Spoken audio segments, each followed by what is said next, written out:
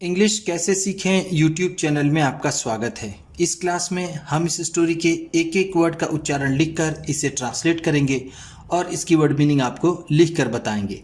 लिखने से वो वर्ड मीनिंग आपके दिमाग में ज़्यादा समय तक रहेगी और साथ में हम आपको ग्रामर से जुड़ी, टेंस से जुड़ी छोटी छोटी बातें भी बताएंगे, जिससे आपको इंग्लिश लिखना, पढ़ना, बोलना और समझना और अच्छे से आने लगेगा। मेरी वीडियोस में इस तरह के वर्ड्स, इस तरह के सेंटेंसेस होते हैं जिसको हम डेली बोलने में यूज़ करते हैं और वो हमें आसानी से याद भी हो जाते हैं।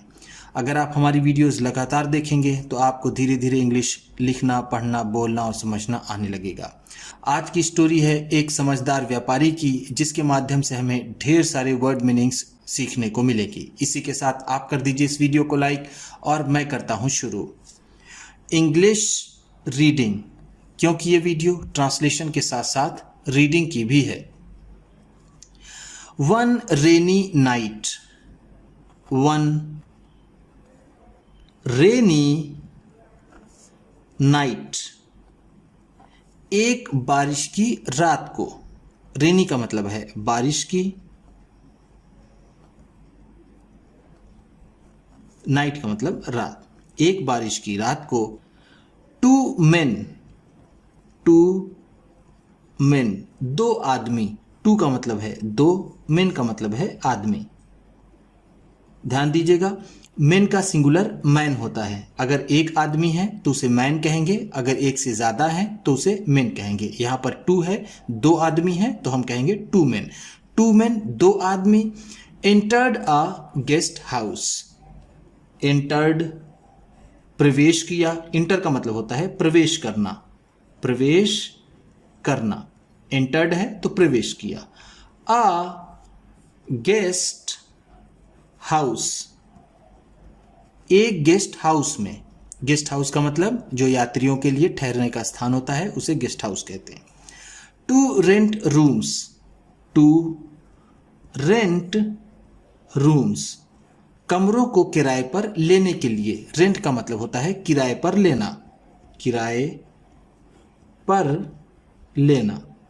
रूम का मतलब कमरा। There was only one vacant room, there was only one vacant room, सिर्फ एक ही रूम खाली था। वॉज का मतलब था, ओनली का मतलब सिर्फ, वन एक, वैकेंट का मतलब होता है खाली, रूम का मतलब कमरा। सिर्फ एक ही कमरा खाली था। सो, इसलिए, सो का मतलब है इसलिए। Both of them, both of them, उन दोनों ने। बोथ का मतलब होता है दोनों, देम है तो उन दोनों को। Had to settle, had to settle, समझौता करना पड़ा। सेटल का मतलब यहां पर होगा समझौता। To share it, to share it, इसे साझा करने के लिए। शेयर का मतलब होता है साझा करना या फिर बांटना, साझा करना। इट, इसे, इसलिए दोनों को इसे साझा करने का समझौता करना पड़ा। एक्चुअली, एक्चुअली, वास्तव में। एक्चुअली का मतलब होता है वास्तव में, वास्तव में या फिर सच में। One of them, one of them, उनमें से। Was a thief, was a thief, एक चोर था। वास्तव में उनमें से एक चोर था। थीफ का मतलब होता है चोर, वॉज का मतलब था। एंड, और, एंड का मतलब है और। द अदर, द अदर, दूसरा वाला। अदर का मतलब होता है दूसरा। Was a rich diamond merchant, was a rich diamond merchant,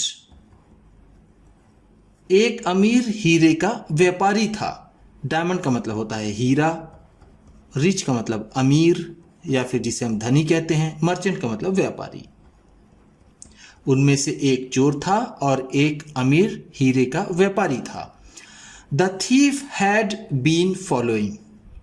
the thief, वो चोर, had been following,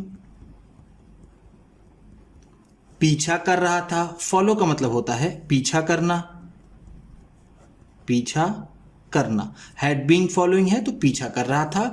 the merchant, the merchant, उस व्यापारी का। For some time, for some time, कुछ समय से। सम टाइम का मतलब होता है कुछ समय, कुछ समय। द मर्चेंट, द मर्चेंट, वो व्यापारी, वॉज कैरिंग, वॉज कैरिंग, लिए हुए था। कैरी का मतलब होता है लिए हुए होना या फिर ढोना, यहां पर हम इसे कहेंगे लिए हुए होना, लिए हुए होना। वॉज का मतलब था। A lot of cash, a lot of cash, ढेर सारा कैश। अ लॉट ऑफ का मतलब होता है ढेर सारा, ढेर सारा। कैश का मतलब कैश। एंड, और precious diamonds, precious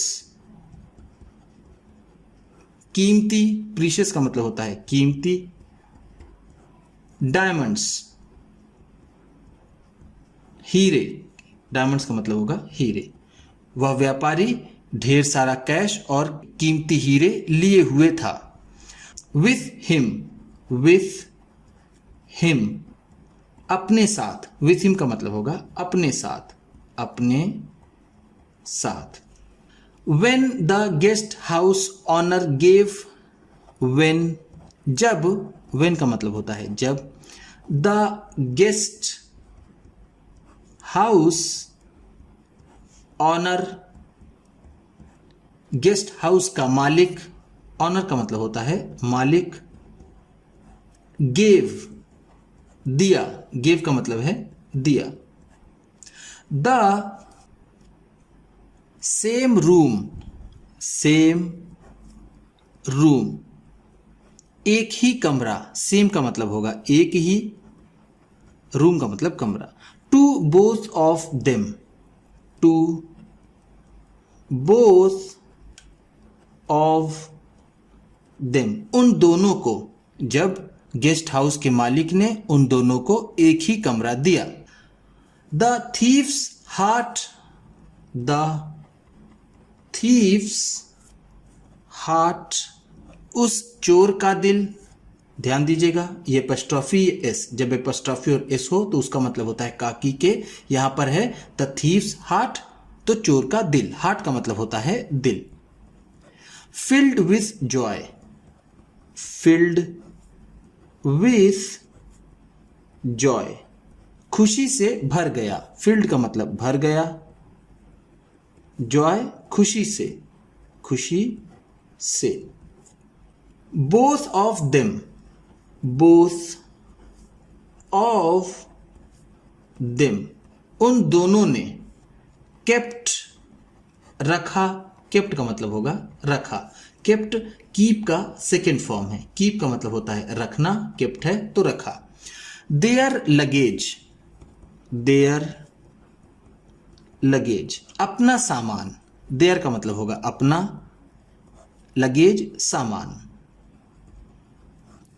in the room, in the room, कमरे में। उन दोनों ने अपना अपना सामान कमरे में रखा। A few minutes later, a few minutes, कुछ मिनटों, later, बाद। later का मतलब होता है बाद, few का मतलब कुछ, कुछ मिनटों बाद। The merchant went out, the merchant went out. व्यापारी बाहर गया। वेंट का मतलब है गया, आउट बाहर। वेंट गो का सेकेंड फॉर्म है। गो का मतलब होता है जाना, वेंट है तो गया। फॉर डिनर, फॉर डिनर रात के खाने के लिए। डिनर का मतलब होता है रात का खाना, रात का खाना, फॉर के लिए। The thief search through, the thief searched through. चोर ने ढूंढा। सर्च का मतलब होता है ढूंढना, सर्च थ्रू है तो ढूंढा। The merchants luggage, the merchants luggage व्यापारी के सामान को। बट लेकिन ही डिड नॉट फाइंड उसे नहीं मिला एनी डायमंड्स, एनी डायमंड्स कोई भी हीरा। एनी का मतलब है कोई भी, डायमंड्स का मतलब हीरे। उसे कोई भी हीरे नहीं मिले जब उसने व्यापारी के सामान को खंगाला या फिर उसमें ढूंढा। सून, सून का मतलब जल्द ही, सून का मतलब है जल्द ही। The merchant returned, the merchant returned व्यापारी वापस आया। रिटर्न का मतलब है वापस आया, वापस आया। एंड और both of them, both of them वो दोनों। Went to sleep, went to sleep सोने चले गए। वेंट का मतलब चले गए, स्लीप का मतलब होता है सोना। जब वो दोनों सोने चले गए। The next morning, the next morning अगली सुबह। नेक्स्ट का मतलब होता है अगली, मॉर्निंग सुबह। The thief asked the merchant, the thief वो चोर, आस्क्ड पूछा। आस्क का मतलब होता है पूछना और आस्क्ड है तो पूछा।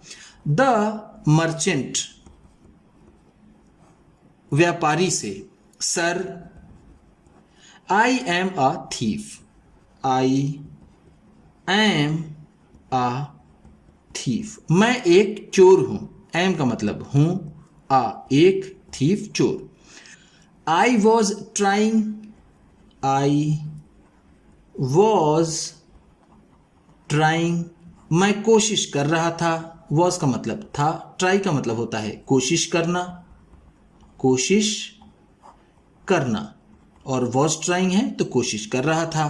टू स्टील, टू स्टील चुराने की। स्टील का मतलब होता है चोरी करना, चोरी करना। योर डायमंड्स, योर डायमंड्स तुम्हारे हीरे। मैं तुम्हारे हीरे चोरी करने की कोशिश कर रहा था। बट लेकिन आई डिड नॉट फाइंड मुझे नहीं मिले देम वो, या फिर मैं उन्हें नहीं ढूंढ पाया। फाइंड का मतलब होता है ढूंढना या फिर खोजना। आई डिड नॉट फाइंड है तो मैं नहीं ढूंढ पाया, देम उन्हें, उन्हें किन्हें, हीरो को। In your bag, in your bag आपके बैग में। बैग का मतलब ऐसे होता है थैला, लेकिन हम यहां इसे बैग ही कहेंगे। The merchant smiled, the merchant smiled वो व्यापारी मुस्कुराया। स्माइल का मतलब होता है मुस्कुराना, स्माइल्ड है तो मुस्कुराया। एंड सेड, एंड सेड और कहा। The diamonds were kept, the diamonds were kept हीरे रखे गए थे। In your bag in your bag, तुम्हारे बैग में। वो हीरे तुम्हारे बैग में रखे गए थे। I knew that, I knew that, मुझे मालूम था कि, या फिर मैं जानता था कि। न्यू नो का सेकेंड फॉर्म है। नो का मतलब होता है जानना और न्यू है तो जानता था। दैट की you would never search there, you would never search there, तुम वहां उसे नहीं खोजोगे।